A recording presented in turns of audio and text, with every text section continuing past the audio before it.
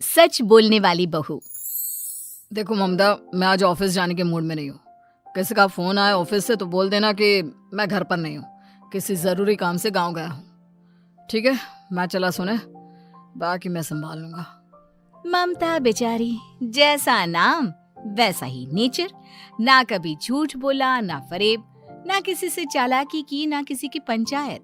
सुन लेती है पति की बात और फिर कुछ देर बाद फोन आता है। हेलो, कौन? मैं सुनील का बॉस बोल रहा हूँ। दफ्तर में इतना काम पड़ा है, अभी तक ऑफिस नहीं आया। वो क्या कर रहा है? फोन दीजिए उसे। जी वो तो सो रहे हैं। कह रहे हैं कि आज गर्मी बहुत है तो घर के मजे लेंगे। बॉस को बीवी की बात पर गुस्सा आ जाता है। तो उसे बोल दीजिएगा कि अब घर में गर्मी के ही मजे ले, कोई जरूरत नहीं है यहाँ आने की। ये बोलकर बॉस फोन रख देता है। ममता सारी बात सुनील को बता देती है। न जाने किस बेवकूफ से पाला पड़ा है, समझ नहीं आता। तुम्हारे कारण मेरी नौकरी चली गई। अरे झूठ बोलने में क्या जा रहा था तुम्हारा? ममता को समझ में नहीं आ रहा था कि उसकी खता क्या थी। अरे जो है वही तो बोला। फिर एक रोज, बहू, अरे आ बहू, कहाँ है तेरा पति? इस महीने घर के खर्चे के पैसे भी नहीं भेजे। क्यों, माँ बाप की फिक्र खत्म हो गई है क्या उसे? बाय लागू माँ जी। वो ये बोल रहे थे कि माँ को क्या है, घर का राशन, खेत का पैसा, मवेशी का दूध, फिर भी न जाने क्यों मेरे सर पर भार देकर बैठी है। तभी सुनील ममता के मुंह पर हाथ रख देता है।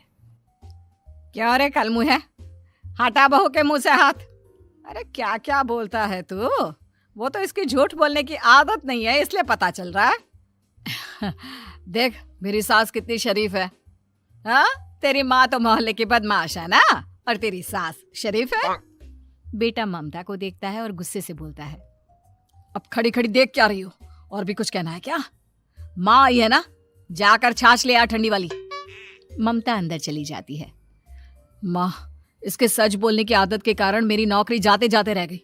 वो तो मैंने अगले दिन जाकर पैर पकड़ लिए मालिक के, नहीं तो। सब जानता है बहू की आदत नहीं है झूठ बोलने की, तो तू शांत क्यों नहीं रहता?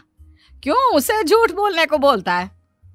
फिर एक रोज, बहू, जा अपनी पड़ोसन के पास और उससे बोल कि वो लाल वाली साड़ी जो उसने नए साल की पार्टी में पहनी थी, तुझे वो चाहिए।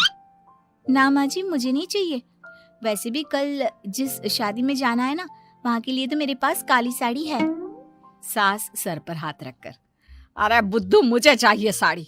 वैसे भी तुम लोगों में तो साड़ी का लेन देन चलता है ना, तेरी भी तो उसने पहनी थी ना।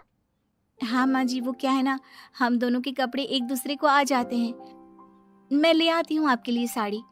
बहू पड़ोसन के पास जाती है। कैसी हो निर्मला, तेरी लाल साड़ी चाहिए थी। क्यों? तू तो बोल रही थी कि तेरे पास काली वाली साड़ी है, तू वही पहनेगी, फिर लाल का क्या करेगी? अरे मैं तो काली ही पहनूंगी, लेकिन मेरी सास ने देखी थी तेरी लाल साड़ी, वो नए साल की पार्टी में तूने पहनी थी ना, तो इसलिए वो मांग रही है। ये सुनकर पड़ोसन थोड़ा परेशान हो जाती है। देख ममता, तेरे लिए तो मैं एक बार को साड़ी दे भी देती, लेकिन तेरी सास के लिए नहीं। वो क्या है ना, तू तो जानती है कितनी गंदी आदत है तेरी सास की। खाया पिया सब कपड़े पर ही पोंछ देती है। मेरी लाल साड़ी बहुत महंगी वाली है, पता चले उस पर हल्दी तेल का निशान लगा हो। ममता घर आ जाती है खाली हाथ। ममता को देखकर, नहीं देना उसका लूटी ने साड़ी। अब आए तुझसे लेने तेरा सामान, अच्छे से बताती हूँ। माँ जी वो क्या है ना, मुझे तो वो दे रही थी, लेकिन आपके नाम पर नहीं दी। अरे किसने बोला था मेरा नाम लेने को? बोल देती तुझे पहनना है, लेकिन ना, तू तो ठहरी सच की देवी। न जाने सास क्या सोचती है और हंसने लगती है। अरे माँ, क्या हो गया? क्या सोचकर हंस रही है? याद है जब बहू को देखने गए थे? हाँ माँ, सही बात है। याद आ गया कैसे मेरी सास बाजार के खाने को बोल रही थी कि ममता ने बनाया है। और बहू ने आकर सब बता दिया कि ये सारा खाना तो बाजार से आया है, वो भी कल्लू हलवाई की दुकान से। ममता दोनों की बात सुन रही थी।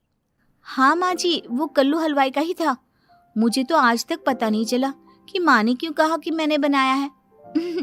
खैर, मैं तैयार होती हूँ, शादी में जाना है ना।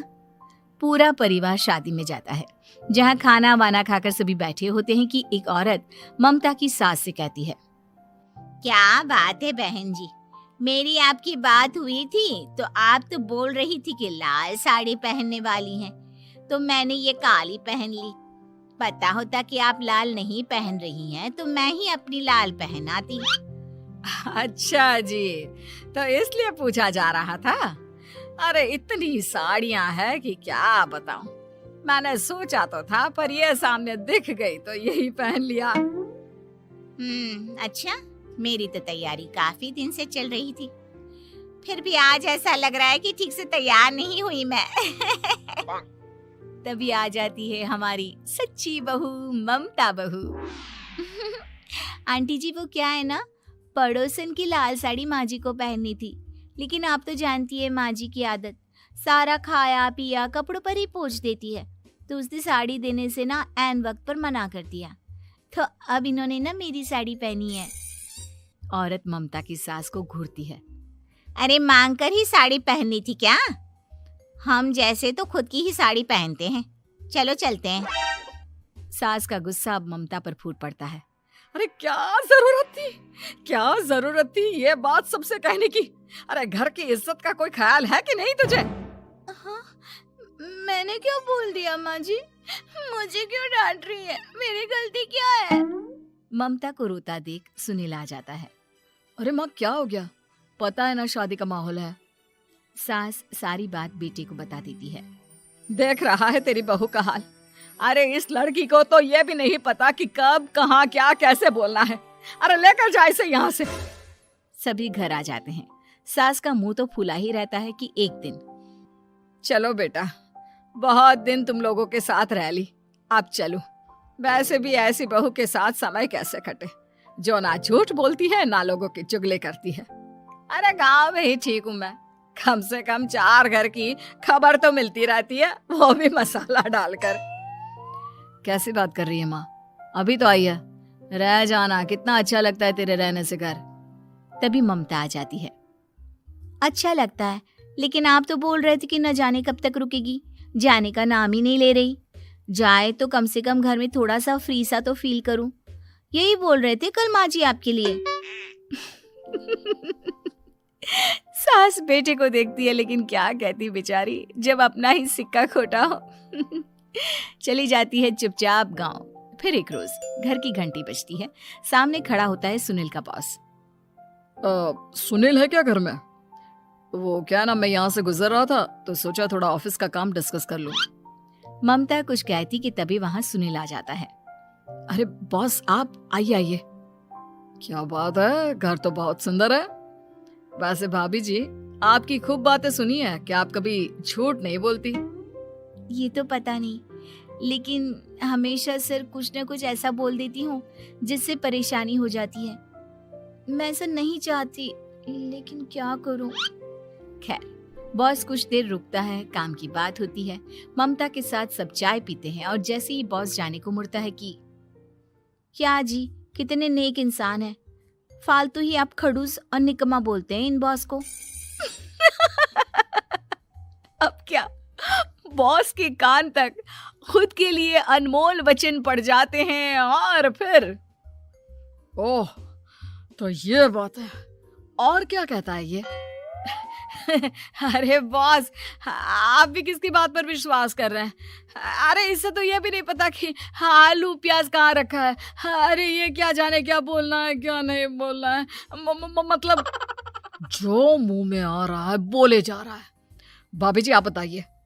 नहीं बॉस, लग रहा है कि कुछ गलत बोल गई मैं। वैसे ये सिर्फ इतना ही बोलते हैं कि आप में कोई टैलेंट है ही नहीं, आपकी नौकरी इन्हीं के कारण तो बची हुई है। अरे बस कर ले अम्मा, अब क्या करवा कर मानेगी, बड़ी मुश्किल से तो नौकरी बची थी मेरी। सही कहा, बची थी, लेकिन अब निकल गई। तेरे टैलेंट के भरोसे चल रही है ना मेरी नौकरी, अब देख तू। अच्छा, तो आप भी यही मानते हैं? वैसे ये बात तो है, सुनील काफी टैलेंटेड है। बॉस चला जाता है। सुनील सर पकड़कर बैठ जाता है। माना सच बोलना एक अच्छी आदत है, लेकिन ममता, आज का समय ऐसा नहीं है। तुझे थोड़ा सा समाज को देखकर खुद को बदलना होगा, समझी? जी मुझे तो पता ही नहीं चलता कि मैं क्या गलत कर रही हूँ। यकीन मानिए मैं जानबूझकर नहीं करती। सुनील सोच लेता है कि वो किसी न किसी तरह अपनी बीवी के इस भोलेपन का इलाज करके रहेगा, लेकिन सवाल ये कि कैसे का जवाब अब मिल जाता है। और फिर एक रोज ममता की माँ आती है। ममता, तुझे तो पता है तेरे पापा का काम ठीक नहीं चल रहा है, कुछ पैसों की जरूरत थी, तेरे पास हो तो मदद कर दे बेटा। ममता माँ को घर खर्चे से बचाए पैसे दे देती है। पैसे देने के बाद सुनील आ जाता है। अरे सासू माँ, आज यहाँ कैसे आना हुआ? नहीं बेटा, वो ममता की याद आ रही थी ना तो आ गई। वो क्या है ना, पता है पापा का काम ठीक नहीं चल रहा है तो माँ कुछ पैसे लेने आई थी। क्यों? यहाँ क्या पैसे का पेड़ उगा है? अरे कौन सी माँ अपनी बेटी के ससुराल का खाती है? कोई जरूरत नहीं है पैसे देने की। वापस कर दो माँ जी पैसे और निकलो यहाँ से। आगे से यहाँ पैसे लेने नहीं आना।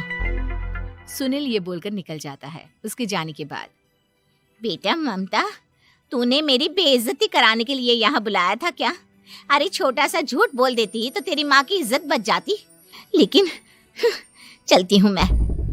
सास बाहर जाकर बाहर खड़े सुनील से कहती है, तेरे कहने पर बेटा हमने ये नाटक तो खेल लिया, लेकिन उसका क्या असर होता है ये नहीं पता।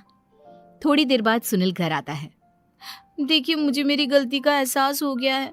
मैं समझ गई हूँ कि सच कितना सच होता है और उसकी कीमत आज के समय में बहुत बड़ी है। माफ करना, मैं आज से सच कभी नहीं बोलूंगी। क्या? कभी नहीं? फिर क्या, दोनों मियाँ बीवी खुश रहने लगते हैं, क्योंकि बीवी को थोड़ी सी झूठ की आदत हो जाती है।